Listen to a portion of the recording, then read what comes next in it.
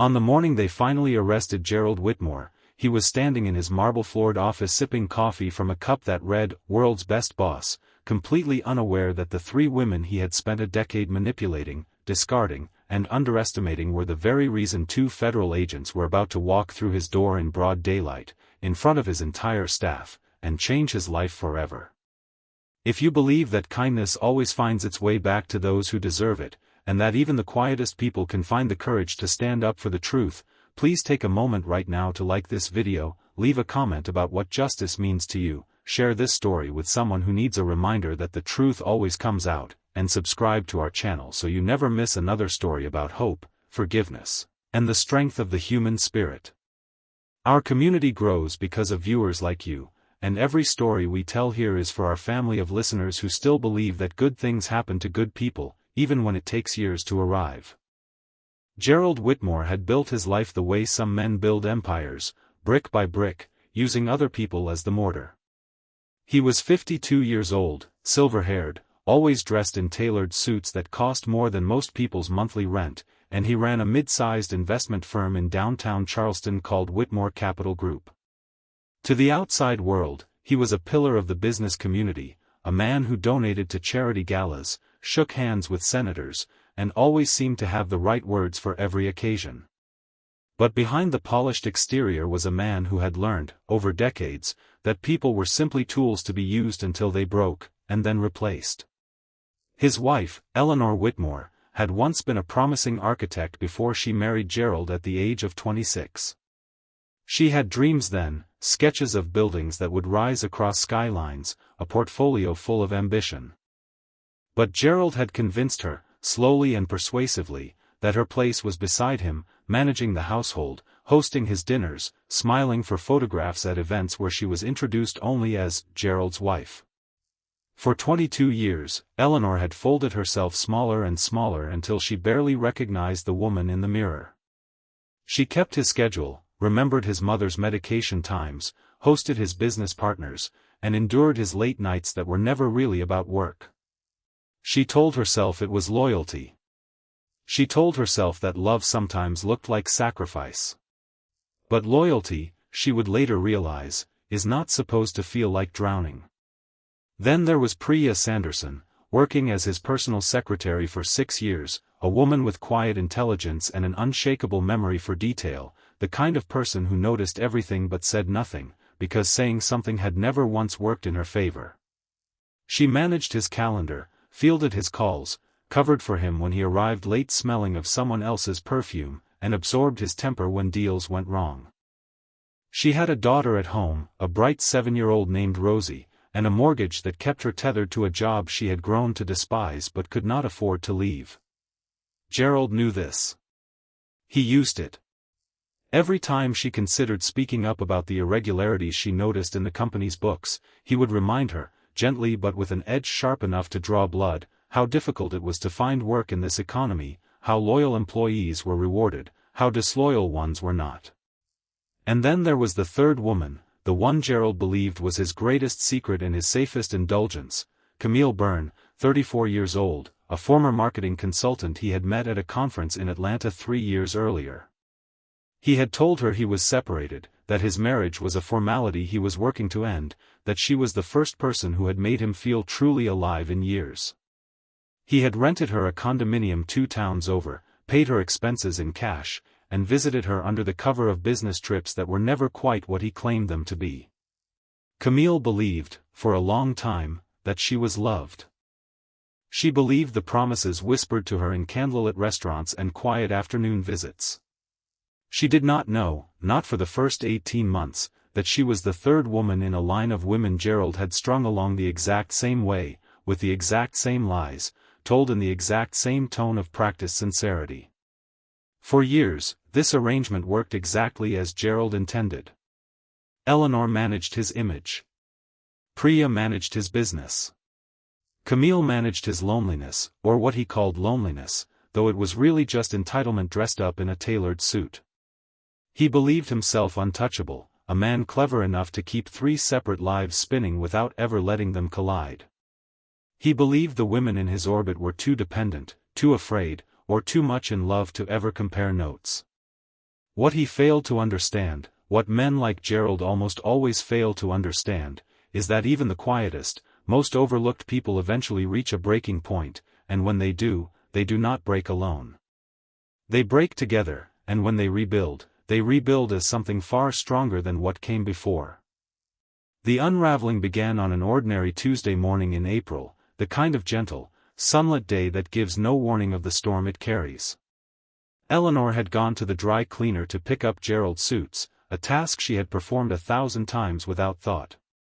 But this time, the cleaner handed her a garment bag that was not Gerald's, an easy mistake given how similar the tags looked, and inside the front pocket of the unfamiliar jacket, Eleanor found a receipt from a jewelry store in a town she did not recognize, dated 2 weeks earlier, for a pair of diamond earrings that had never arrived on her own dresser.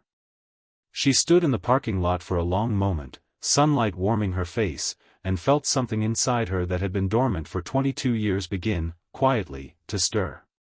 She did not confront him immediately. Eleanor was not a woman who acted from impulse. She had spent 2 decades learning patience, sometimes to her own detriment. Instead, she began to watch. She noticed the phone he kept turned face down at dinner. She noticed the business trips that never quite matched the calendar Priya had once, in an unguarded moment months earlier, mentioned to her at a company holiday party. She began, very carefully, to pay attention to a life she had spent years deliberately not looking at too closely, because looking closely had always been too painful. Meanwhile, at Whitmore Capital Group, Priya was facing a crisis of her own conscience. She had discovered, while reconciling quarterly statements that Gerald had asked her to quietly adjust before submission to auditors, a pattern of transfers moving client investment funds into accounts that did not correspond to any legitimate business activity. At first, she told herself it was an error, a misunderstanding she was not equipped to interpret. But the numbers kept repeating, month after month, always routed through the same shell entity with an address that led, when she searched it during her lunch break with trembling hands, to a private mailbox rental facility 3 states away. She understood, with a cold and creeping certainty, that she was looking at fraud, and that Gerald had been using her signature, her access, and her silence to make it happen. For weeks, Priya carried this knowledge like a stone in her chest. She thought about Rosie, about the school shoes that needed replacing, about the rent that would not pay itself if she lost her job for speaking up, about how people like Gerald always seemed to land on their feet while people like her simply disappeared, replaced by someone younger, someone more desperate, someone equally afraid. She told herself she would find another job first, quietly, before saying anything. She told herself many things during those long, sleepless nights, but underneath all of it was a growing recognition that her silence was no longer protecting her. It was protecting him.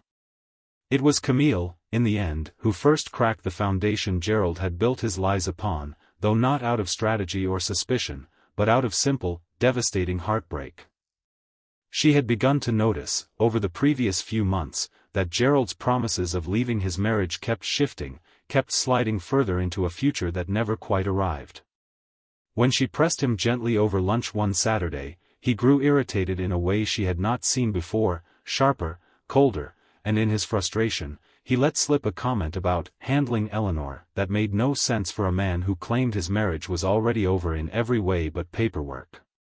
That evening, sitting alone in the condominium he had paid for, surrounded by furniture he had chosen and a life he had constructed for her like a stage set, Camille finally allowed herself to ask the question she had been avoiding for 3 years: what if none of this had ever been real? She did something then that surprised even herself.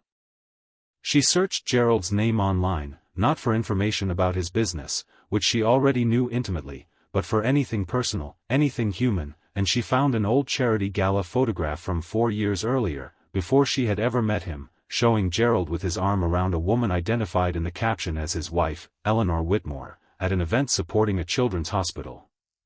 The woman in the photograph was smiling the practiced smile of someone who had learned to perform happiness for cameras, but what struck Camille most was not the smile.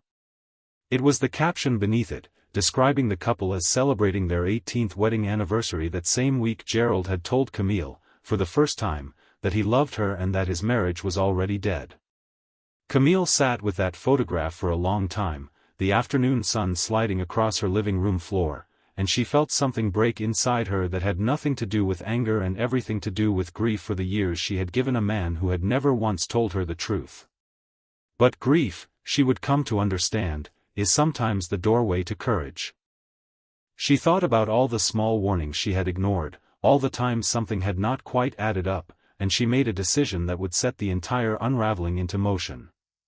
She decided to find Eleanor Whitmore. It took her 2 more weeks to gather the courage. She wrote and deleted the message a dozen times before finally sending a short, careful note through social media, introducing herself only as someone who had information Eleanor deserved to know, and asking if they might meet somewhere public, somewhere safe, somewhere in the daylight where truth could be spoken plainly. Eleanor, who had spent the previous month quietly gathering her own suspicions, felt her hands shake as she read the message on her phone while sitting in her car outside the grocery store. She did not respond right away. She sat there for nearly 20 minutes, watching ordinary people push carts of groceries across the parking lot, living lives that seemed, in that moment, unbearably simple compared to her own. Finally, she typed back 3 words, "Yes. Tomorrow morning." They met at a small cafe near the waterfront, a place with wide windows and morning light spilling across wooden tables, chosen deliberately by both women because something about meeting in darkness or in private would have felt like continuing the secrecy that had defined their lives for too long. Eleanor arrived first and sat facing the door, her hands wrapped around a cup of tea she had no intention of drinking. When Camille walked in, younger than Eleanor had expected, nervous in a way that immediately disarmed whatever anger Eleanor had rehearsed on the drive over, the 2 women looked at each other for a long moment without speaking, 2 strangers bound together by the same man's lies. What followed was not the screaming confrontation either woman had feared. Instead, it was something quieter and far more powerful, 2 people slowly, carefully, painfully piecing together a puzzle they had each been given only fragments of. Camille told Eleanor about the condominium, about the promises, about 3 years of a life built on borrowed time that was never truly hers. Eleanor told Camille about the diamond earrings that never arrived, about 22 years of a marriage that had slowly hollowed her out until she barely remembered the woman who once dreamed of designing buildings. Neither woman cried, not at first. They simply talked, hour after hour, as the morning light shifted across the cafe windows, and somewhere in that conversation, something unexpected happened. Instead of becoming enemies, competing for the affection of a man who deserved neither of them, they became allies, united not by hatred but by a shared and growing clarity about who Gerald Whitmore truly was.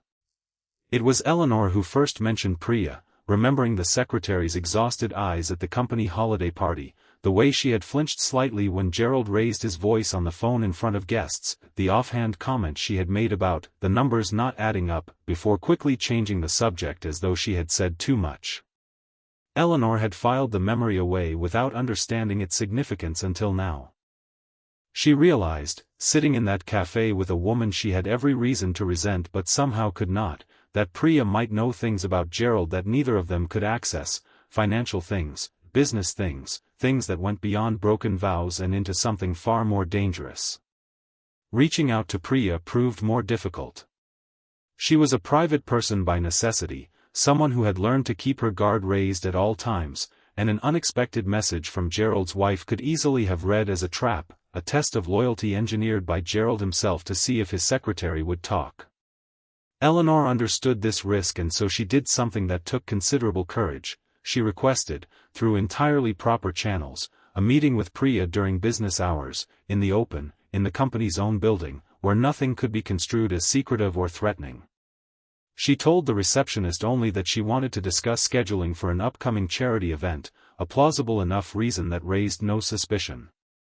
When Priya walked into the small conference room and saw not just Eleanor but, unexpectedly, Camille sitting beside her, her first instinct was panic, a sharp, cold spike of fear that Gerald had somehow orchestrated this as a loyalty test, that she was about to lose everything she had spent 6 years protecting through silence. But Eleanor spoke first, gently, explaining who Camille was and why they were there, and as the pieces began to fall into place, Priya felt something shift inside her chest, something that had been clenched tight for months finally beginning, cautiously, to loosen. She realized she was not the only one who had been carrying Gerald's secrets alone. She was not the only one who had sacrificed pieces of herself to keep his carefully constructed world from collapsing. For a long moment, Priya said nothing, staring at the two women who had every reason to see her as complicit in Gerald's deceptions, given how closely she worked alongside him every single day. But instead of judgment, she found in their eyes something she had not expected: understanding. Eleanor reached across the table and said quietly that she was not there to blame Priya for anything, that she understood better than most how a person could feel trapped by circumstances that were never truly their fault. It was that simple act of grace, offered freely by a woman with every right to withhold it, that finally gave Priya the courage to speak the truth she had been carrying alone for months. She told them about the fraudulent transfers, about the shell company, about the auditors Gerald had been quietly bribing to overlook irregularities in the firm's books. She told them how frightened she had been to lose her job, how she had thought about Rosie every single night, wondering how she would explain to a 7-year-old why they might lose their apartment if she spoke up and Gerald retaliated the way men like him always retaliated. As she spoke, sunlight streaming through the conference room's tall windows, something remarkable happened in that small space. 3 women who had each been isolated, manipulated, and made to feel powerless by the same man discovered that together, their combined knowledge was far more powerful than anything Gerald had ever imagined they might assemble. What followed over the next several weeks was not a dramatic act of revenge, but something far more methodical and, in its own way, more devastating to a man who had always relied on chaos and confusion to protect himself. Eleanor, drawing on skills she had suppressed for decades but never entirely lost, began organizing the fragments of evidence into something coherent, applying the same careful, structural thinking she had once used to design buildings to instead design an unshakable case. Priya, finally freed from the isolating fear that had kept her silent, began quietly copying financial records, dates, and transfer histories, always careful to preserve the originals so that nothing could later be dismissed as tampered evidence. Camille, meanwhile, gathered every message, every receipt, every small physical proof of the promises Gerald had made her, understanding that patterns of deception, laid side by side, painted a picture no single piece of evidence could tell alone. They knew, all 3 of them, that going to the authorities with suspicion alone would accomplish nothing against a man with Gerald's resources and connections. He had spent years cultivating relationships with local officials, donating to campaigns, ensuring that if trouble ever came knocking, he would have allies ready to make it disappear. So instead of rushing forward, the 3 women did something that required extraordinary patience and discipline. They waited, continuing their daily lives exactly as before, giving Gerald no reason to suspect that the women he believed he had so thoroughly controlled were quietly building the case that would end everything he had built. It was during this period that Eleanor experienced what she would later describe as the most surprising part of the entire ordeal, not the anger she expected to feel toward Gerald, which was present but strangely distant, but the friendship that grew, unbidden and unexpected, between herself and the 2 women she had every reason to resent. She found herself meeting Camille for coffee not to discuss evidence but simply to talk, discovering that beneath the younger woman's polished exterior was someone who had also spent years believing she was unworthy of honesty, someone who had mistaken possessiveness for love because no one had ever shown her the difference.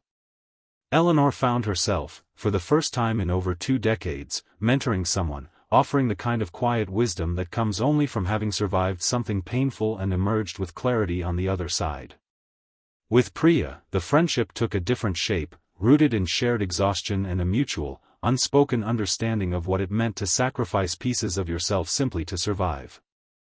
Eleanor began, without being asked, helping Priya explore options beyond Whitmore Capital Group, using contacts she still had from her architecture days to connect Priya with a financial firm that valued honesty over convenient silence. It was a small kindness, but for Priya, who had spent years believing herself trapped, it represented something enormous, the first proof in a long time that the world contained people who gave without expecting anything in return. Meanwhile, Gerald remained entirely unaware that the ground beneath him had begun to shift. He continued his routines exactly as before, arriving at the office each morning with the same confident stride, meeting Camille for lunch on Thursdays under the same flimsy pretenses, coming home to Eleanor each evening to a dinner she now prepared with a strange, calm clarity that he mistook for continued devotion. He had grown so accustomed to being surrounded by women who absorbed his lies without protest that he never once considered the possibility that their silence had transformed, quietly and completely, into something else entirely. The turning point came on a bright Thursday afternoon in early June, nearly 2 months after Eleanor had first found that misplaced receipt in a stranger's jacket pocket. Priya had discovered, buried in an email exchange Gerald had carelessly left open on a shared drive, evidence that he was planning to liquidate a significant portion of client investment funds within the following week, funneling the money through the same shell company before disappearing entirely, likely to one of the offshore accounts she had traced weeks earlier. The realization sent a jolt of urgency through all 3 women.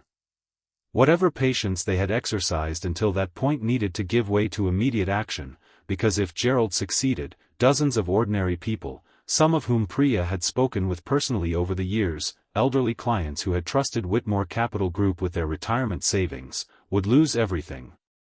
That evening, the 3 women met again, this time not in a cafe or a conference room, but in Eleanor's own home, in the sunlit kitchen where she had once hosted Gerald's business dinners with a smile that hid her own quiet despair. Spread across the table was every piece of evidence they had gathered over 2 months, financial records, messages, photographs, receipts, a timeline so thorough it left no room for doubt.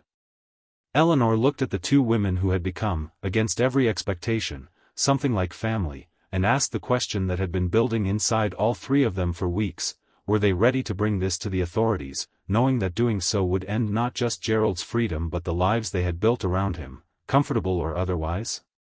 Priya spoke first, her voice steadier than it had been in months, saying that she thought of Rosie every single day, and that she wanted her daughter to grow up knowing her mother had chosen courage over convenience when it mattered most. Camille spoke next, admitting that she had spent 3 years believing love meant tolerating lies, and that she was finally ready to learn what it felt like to build a life on truth instead. And Eleanor, looking around at the kitchen where she had spent 22 years making herself smaller, said quietly that she was done disappearing, that whatever came next, she would rather face it honestly than spend 1 more year pretending. The next morning, all 3 women walked into the office of a federal financial crimes investigator named Warren Castellanos, a methodical man with kind eyes and a reputation for taking financial fraud cases seriously regardless of the perpetrator's social standing. They laid out everything they had gathered, and Castellanos, who had seen countless fraud cases collapse for lack of solid evidence, found himself genuinely impressed by the thoroughness of what these 3 women, working independently of any legal training, had assembled. He explained that building an airtight case would take time, that they would need to move carefully to avoid tipping Gerald off before the evidence could be secured through proper legal channels, and that this would require continued patience, perhaps the hardest kind, patience while sitting across the dinner table from a man they now knew, with absolute certainty, was a fraud. The following 10 days tested all 3 women in ways they had not anticipated. Eleanor had to sit across from Gerald at breakfast, listening to him discuss weekend plans as though nothing had changed, all while knowing that federal agents were quietly building subpoenas around his financial records. Priya had to continue managing his calendar, fielding his calls, maintaining the exact same professional composure she had always shown, even as she funneled additional documentation to investigators through carefully protected channels. Camille had to endure one final lunch with Gerald, sitting across from a man who spoke of a future together that she now understood, with complete clarity, had never once been real, and she found, to her own surprise, that she felt not devastation but something closer to pity for a man so hollow he had needed 3 separate lives just to feel whole. The morning of the arrest arrived exactly as ordinary mornings always had at Whitmore Capital Group, sunlight streaming through the tall glass windows of the lobby, employees arriving with coffee cups and quiet conversation, entirely unaware of what the day would bring. Gerald had arrived early, as he always did, reviewing the final details of the fund transfer he believed would move undetected within hours, savoring the particular satisfaction of a plan executed flawlessly. He was standing in his office, coffee in hand, when the elevator doors opened and two federal agents stepped out, flanked at a respectful distance by Investigator Castellanos, who had insisted on being present himself. The arrest itself took less than 10 minutes, but for everyone who witnessed it, the image would remain seared into memory for years afterward. Gerald Whitmore, the man who had always controlled every room he entered, standing frozen in stunned silence as an agent read him his rights in front of the entire staff he had spent years commanding with fear and false charm. His face moved through disbelief, then anger, then something that looked almost like desperate confusion as he searched the faces around him for someone, anyone, who might intervene on his behalf. His eyes landed, briefly, on Priya, standing near the reception desk with her hands folded calmly in front of her, and in that moment, he understood, with sudden and complete clarity, exactly what had happened and exactly who had made it happen. He did not go quietly, not entirely. He shouted for his lawyer, demanded explanations, insisted this was some catastrophic misunderstanding that would be resolved within hours. But the agents were unmoved, methodical in their work, and as they walked him through the lobby in handcuffs, past the same employees who had once feared his temper and admired his confidence, something remarkable happened. No one looked away in embarrassment for him. No one offered sympathy. Instead, a quiet, collective exhale seemed to move through the room, the release of tension that comes when something long suspected but never spoken finally, undeniably, comes to light. Outside, on the sidewalk bathed in mid-morning sunlight, Eleanor stood watching from a discreet distance, having been asked by Investigator Castellanos to be present as a witness rather than a participant in the arrest itself. She watched her husband of 22 years being placed into the back of an unmarked government vehicle, and she waited for the flood of emotion she had expected for weeks, the grief, the vindication, the rage. What she felt instead surprised her, a strange and profound calm, the quiet settling of a storm that had been building inside her for far longer than the past 2 months. She thought of the young woman she had once been, full of dreams and sketches and ambition, and she felt, for the first time in decades, that woman beginning to stir back to life within her. The weeks that followed the arrest brought their own complicated challenges. The investigation revealed the full scope of Gerald's fraud, nearly $4 million siphoned from client accounts over 3 years, funds that had funded not only his mistress's condominium and his own indulgences but a lifestyle built almost entirely on other people's trust and other people's money. The victims included several elderly clients who had invested their life savings with Whitmore Capital Group, people who now faced the terrifying prospect of rebuilding their retirements from nothing. It was a sobering reminder to all 3 women that Gerald's cruelty had never been contained to just the 3 of them. It had rippled outward, damaging people who had trusted him simply because he had presented himself, so convincingly, as trustworthy. Eleanor made a decision during this period that surprised even those who knew her best. Rather than simply walking away with whatever assets remained legally hers, she worked closely with investigators and legal counsel to ensure that as much recovered money as possible would go toward restitution for Gerald's victims before any personal settlement was finalized. It was not an easy decision financially, and it cost her a home she had lived in for 2 decades, but she explained to Camille and Priya, during one of their now regular gatherings, that she needed to know she had done everything within her power to make things right, not just for herself but for the people whose trust Gerald had broken. Priya's testimony proved instrumental in the case, her detailed records and careful documentation providing prosecutors with an airtight timeline that left Gerald's defense attorneys with almost nothing to work with. In recognition of her cooperation and the courage it had taken to come forward despite significant personal risk, she was offered, through the connections Eleanor had helped facilitate months earlier, a position at a respected financial firm known for its ethical standards, a role that paid better than her position at Whitmore Capital Group ever had and, more importantly, allowed her to work without the constant weight of complicity pressing on her chest. She would later tell Rosie, when her daughter was old enough to understand the full story, that the bravest thing a person can do is tell the truth even when silence would be easier, and that she hoped Rosie would remember that lesson far longer than she remembered any of the difficult years that preceded it. Camille's path forward proved the most emotionally complicated of the 3, as she grappled not only with the loss of a relationship built on lies but with grief for a version of her own life she had believed was real for 3 years.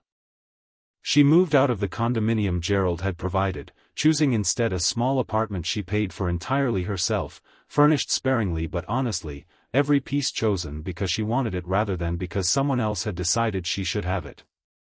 She returned to marketing work, rebuilding a career she had let atrophy during the years she had organized her life around Gerald's schedule and Gerald's promises. It was Eleanor, unexpectedly, who became her closest confidant during this rebuilding, the two women meeting for coffee most weekends, an unlikely friendship forged in the wreckage of a man neither of them respected any longer. The trial itself took place over several weeks in late autumn, though even then, the proceedings were carefully scheduled to occur during daytime court sessions, sunlight filtering through the tall windows of the county courthouse as prosecutors laid out, piece by piece, the case that Eleanor, Priya, and Camille had helped build. Gerald's defense attorneys attempted various strategies, arguing diminished culpability, disputing the characterization of certain transfers, suggesting that Priya's testimony was motivated by workplace resentment rather than genuine concern for ethics.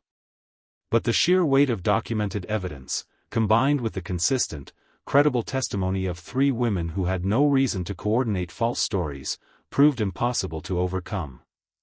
When the verdict was finally read, guilty on all counts of securities fraud, wire fraud, and embezzlement, Gerald Whitmore sat motionless at the defense table, his once confident posture collapsed into something smaller and more human than anyone in that courtroom had ever seen him appear. He was sentenced to 14 years in federal prison, along with substantial financial penalties that would ensure whatever assets remained would go toward restitution for his victims. As the bailiff led him from the courtroom, he looked back once, searching the gallery, and found Eleanor, Priya, and Camille sitting together in the same row, not out of any dramatic gesture of solidarity but simply because, over the months of the investigation and trial, they had become genuinely important to one another. Three women who had once been strangers bound only by their connection to him and were now bound instead by their own hard-won friendship. In the aftermath of the trial, life did not simply resolve itself into neat and easy happiness, because real life rarely works that way, but it did move, slowly and steadily, towards something that felt, for the first time in years, like genuine peace. Eleanor used the settlement funds that remained after restitution to enroll in an architecture recertification program, something she had assumed, for over 2 decades, was a door permanently closed to her. She was 50 years old when she completed her first independent project since her 20s, a community center in a neighborhood that had long needed one, and she stood at its opening ceremony on a bright spring afternoon feeling something she had not felt since she was a young woman full of untested dreams, pride, clean and uncomplicated, in something she had built entirely with her own hands and her own vision. Priya thrived in her new position, eventually being promoted to a role overseeing compliance and ethics training for new employees, a role she approached with particular passion given everything she had learned about the cost of silence. She often told new hires, during their orientation sessions, that the numbers on a spreadsheet always represented real people, and that protecting those people mattered more than protecting any single person's comfort or convenience. Rosie grew into a thoughtful, confident young girl who liked to tell people that her mother was the bravest person she knew, a description that never failed to bring tears to Priya's eyes, tears that she had finally learned were allowed to be tears of pride rather than exhaustion. Camille's journey took the longest to reach its resolution, as rebuilding trust in herself after years of believing someone else's lies proved more difficult than rebuilding a career or a bank account. But slowly, through therapy, through the steady friendship of Eleanor and Priya, and through the quiet satisfaction of a life built entirely on her own terms, she began to trust her own judgment again. She eventually started a small consulting business helping other small businesses with ethical marketing practices, a choice she made deliberately, wanting her work to stand for something after years of unknowingly participating in someone else's deception. She often said, when people asked how she had recovered from such a painful betrayal, that the answer was simple: she had stopped waiting for someone else to give her worth and had decided, instead, to build it herself. The three women remained close in the years that followed, meeting regularly, celebrating birthdays and promotions and small victories together, an unlikely sisterhood born from the wreckage of one man's selfishness. They rarely spoke of Gerald directly, having found that his presence in their conversations diminished with each passing year, replaced instead by their own stories, their own dreams, their own futures that no longer had room for a man who had once believed he could use them indefinitely without consequence. When they did speak of him, it was usually with a kind of distant, almost clinical clarity, the way one might speak of a difficult chapter in a book long since finished and set aside.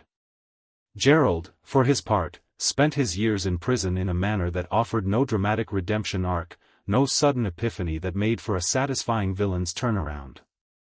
He wrote letters occasionally, to Eleanor mostly, filled with justifications and half-apologies that always seemed to circle back to his own suffering rather than genuine remorse for the pain he had caused. Eleanor read the first few letters and then, with a clarity that surprised her, stopped opening them altogether, understanding that her own healing did not require his participation, his apology, or his understanding. She had spent 22 years centering her life around what Gerald needed from her, and she was not willing to spend her freedom doing the same, even in the form of correspondence. If this story touched your heart, please take a moment to like this video, leave a meaningful comment about a time in your own life when speaking the truth felt frightening but necessary, share this story with someone who needs to be reminded that courage often arrives quietly, in the form of 3 ordinary people simply refusing to stay silent any longer, and subscribe to our channel so you never miss another story about hope, resilience, and the strength that grows when we finally choose truth over fear. Our channel exists because of stories like this one, stories that remind us that even in our darkest and most isolating moments, we are rarely as alone as we believe, and that the people around us, even strangers, even supposed rivals, might one day become the very people who help us reclaim our lives. Before we close this story, we would love to hear from you in the comments below. What does true courage mean to you, and have you ever had to choose between comfortable silence and difficult truth? Your stories and reflections mean more to our community than you know, and we read every single comment, grateful for the family of thoughtful, kind viewers who make this channel what it is. Years later, on a warm afternoon in early summer, Eleanor stood in the courtyard of the community center she had designed, watching children play in the shaded areas she had specifically planned to catch the afternoon light without the harsh heat of direct sun, a small architectural choice that mattered enormously to the mothers who gathered there every day. Priya arrived with Rosie, now a teenager, tall and confident, already talking about studying law in college because, she said, she wanted to help people the way her mother had once needed someone to help her. Camille arrived shortly after, her small business having grown enough that she now employed 2 other people, both of whom she treated with a fairness and honesty she had once believed the world did not contain. The 3 women sat together on a bench Eleanor had designed herself, watching the courtyard fill with the ordinary, beautiful chaos of everyday life, and none of them spoke of Gerald at all. There was no need. He had become, at last, simply a difficult chapter they had survived together, not the author of their story but merely a character who had once, briefly and painfully, appeared in it. What remained, what truly mattered, was everything they had built afterward, the friendship, the courage, the quiet, hard-won peace of 3 women who had once been used and discarded, and who had chosen, in the end, not revenge, but truth, and in that truth, finally, found themselves free.